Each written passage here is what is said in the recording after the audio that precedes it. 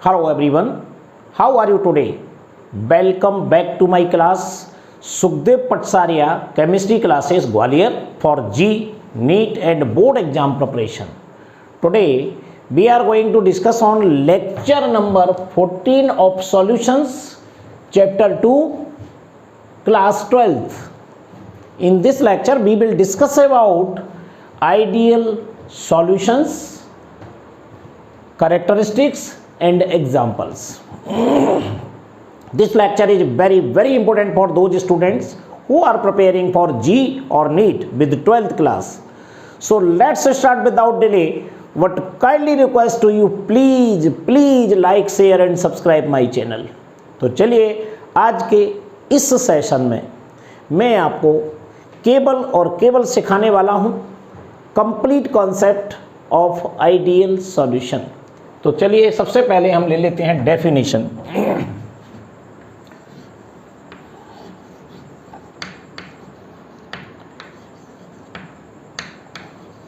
Definition A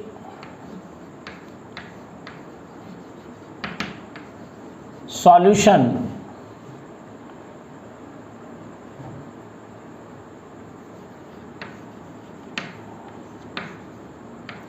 a solution which obeys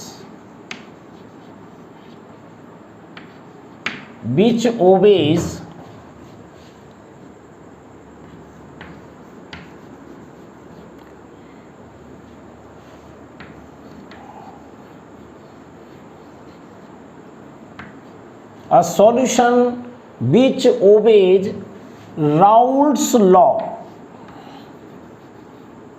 Raoult's law exactly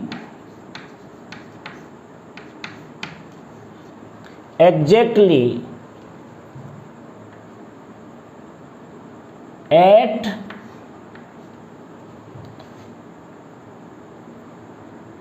all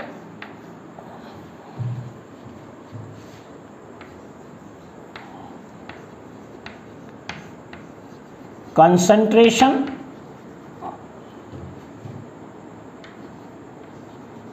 and at all temperatures.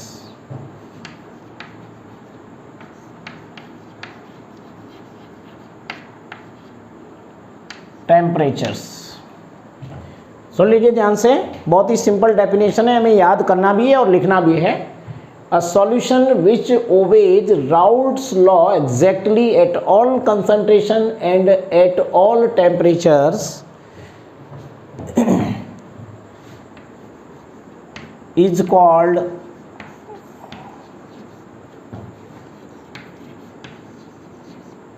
ideal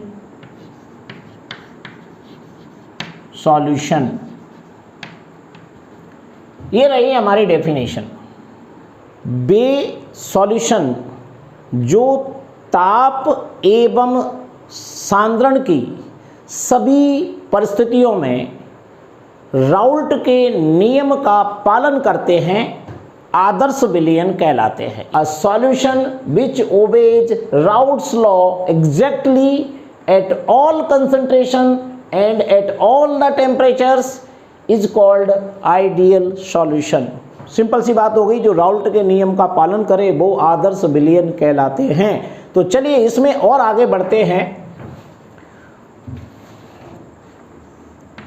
for ideal solution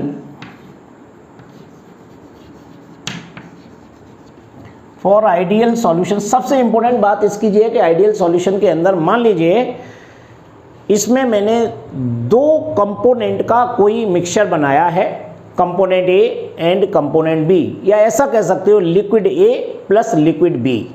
तो आपको जानना है liquid A के जो molecule हैं उनके बीच जो इंटरेक्शन होगा, या लिक्विड बी के मॉलिक्यूल्स के बीच जो इंटरेक्शन होगा, या ए और बी को जब मिला दिया तो लिक्विड ए और बी के बीच में जो इंटरेक्शन होगा वो एक दूसरे के बराबर होता है। ऑल इंटरएक्शंस इज इक्वल टू ए और बी। इसको कैसे लिखेंगे? तो देखिए यहाँ पर for ideal solution A interaction interaction यानी ए और ए के बीच में जो इंटरएक्शन है is equal to B interaction.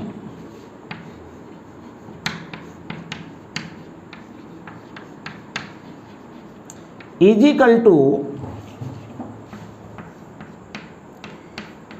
A B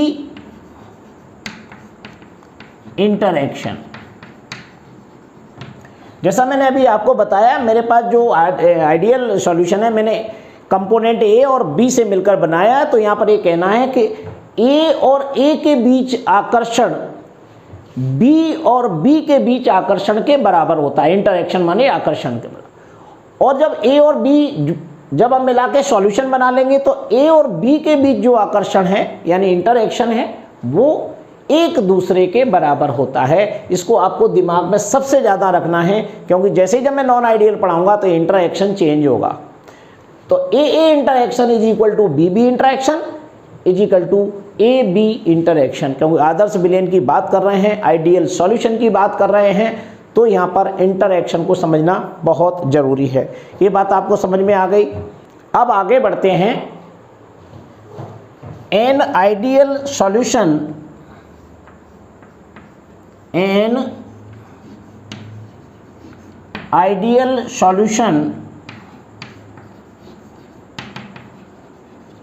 possess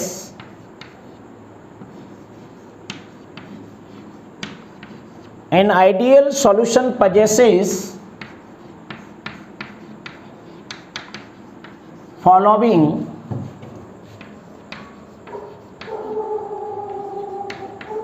characteristic.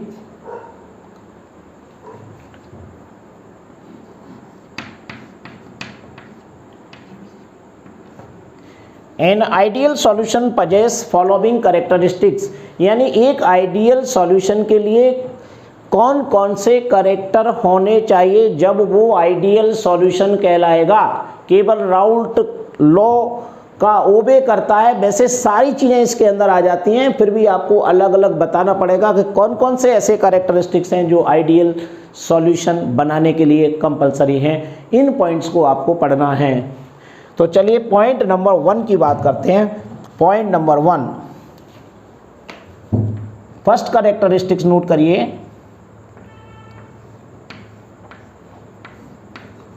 Volume change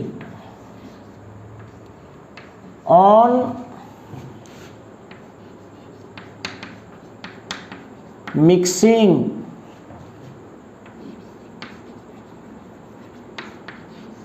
should be 0। इसको ऐसे भी लिख सकते हैं, delta V mixing is equal to 0। ऐसे भी इसको लिखा जाता है, delta V mixing is equal to 0। यानी जब भी हम आप आइडियल सॉल्यूशन बनाएंगे तो उसमें किसी भी प्रकार का कोई वॉल्यूम में चेंज नहीं होता है, यानी solute plus solvent is equal to solution. तो इसमें वॉल्यूम में कोई चेंज नहीं होना चाहिए किसी आइडियल सॉल्यूशन को बनाने के लिए। That is the first point, most important. Point number 2 note कीजिए। पॉइंट नंबर 2,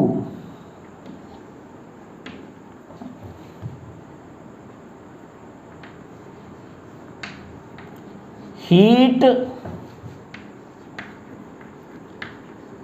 चेंज ऑन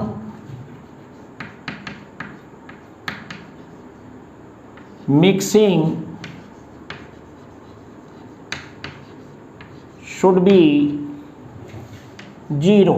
ये भी 0 होना चाहिए, किसी प्रकार का भी हीट चेंज इसमें नहीं होना चाहिए, नाइदर गेन नॉर इवॉल्व्ड। तो इसमें हीट चेंज नहीं होती है, जीरो होती है। इसे आप ऐसे मैथमेटिकली लिख सकते हो, डेल्टा एच मिक्सिंग, मिक्स लिखते हैं इसको, इज इक्वल टू जीरो। ये हमारा पॉइंट नंबर 2 है। तो delta V mixing is equal to zero और delta H mixing is equal to zero. Point number 3,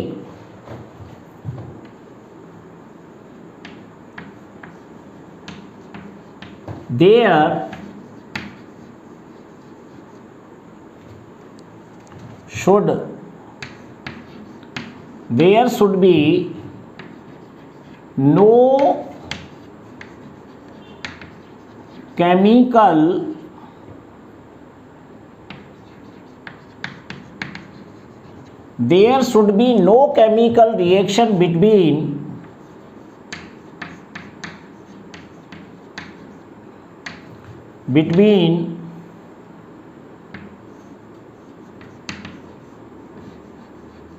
liquid A and liquid B। यानी जो आपने मिक्सचर बनाया है लिक्विड A और B को मिलाकर के, उनमें आपस में केमिकल रिएक्शन नहीं होनी चाहिए। और अब होता है point number 4,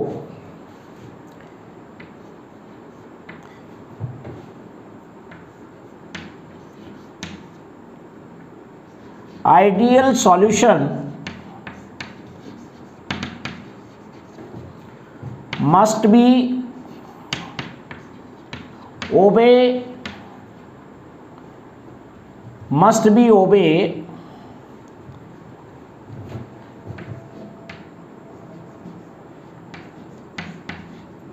Raoult's law at all concentrations।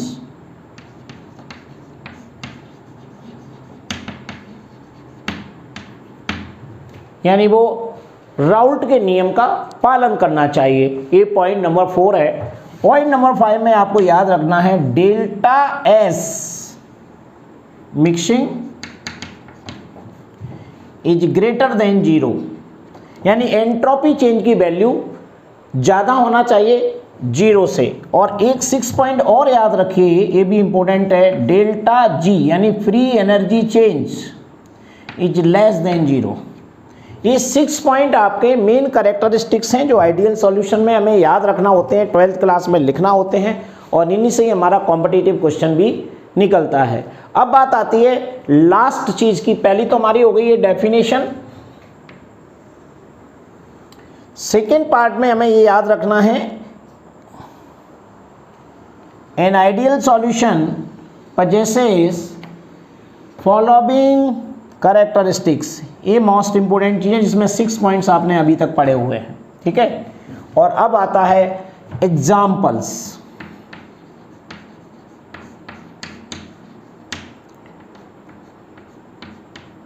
Example इसके बहुत ही सिंपल हैं, एक ही सीरीज से रिलेटेड रहते हैं, आपको याद करने में ज़्यादा दिक्कत नहीं आएगी। जैसे समझ लीजिए एग्जाम्पल नंबर 1 लिखिए, बेंजीन प्लस टोलुइन, एक ही होमोलॉगस सीरीज के हैं।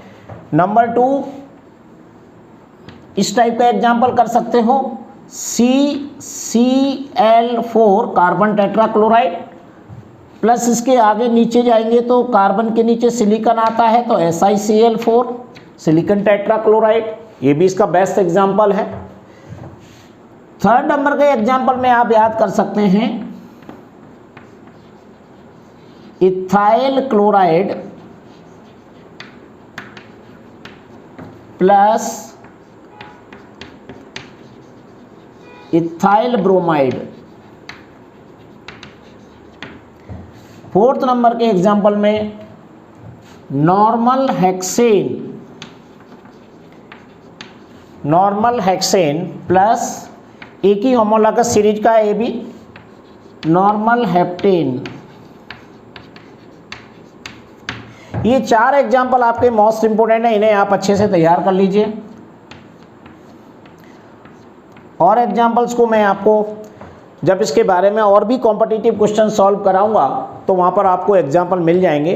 लेकिन इन सभी के अंदर जो इंटरएक्शन है, जैसे इसको मैं यहाँ पर जो लिखा है ना इंटरएक्शन ए और बी का, तो इसको आप ए मान लीजिए, इसको बी मान लीजिए। तो बेंजीन का बेंजीन के मॉलिक्यूल के बीच इंटरएक्शन, टोल्यूइन का टोल्यूइन के मॉलिक्यूल के बीच इंटरएक्शन, और बेंजीन और टोल्यूइन को जब मिला दिया तो बेंजीन प्लस टोल्यूइन के बीच का जो इंटरएक्शन है बराबर होता है। यही राउल्ट लॉ है। राउल्ट लॉ को ओबे कर रहा है, यानी इसका मतलब क्या है कि जब अपने पिछला राउल्ट लॉ पढ़ा था उसमें क्या था, P A is equal to P naught A into X A, इस फॉर्मूले को फॉलो किया जा रहा था। तो यही राउल्ट लॉ था, तो ये राउल्ट लॉ को ओबे करता है। ये रहा हमारा आइडियल सॉल्यूशन का कंप्लीट डिस्क्रिप्शन। आपको इतना ही तैयार करना है, क्लास 12 के सिलेबस में इतना ही है, इससे रिलेटेड चीज़ें ही आपको पढ़ना है। ये लेक्चर आपको कैसा लगा मुझे ज़रूर बताइएगा, मुझे फॉलो कीजिए, और किसी भी टाइप की कोई प्रॉब्लम यदि आपको आती है पढ़ते समय तो प्लीज़ आपसे रिक्वेस्ट है कि मुझे आप ज़रूर शेयर कीजिएगा। So thank you very much. Next lecture will be continue.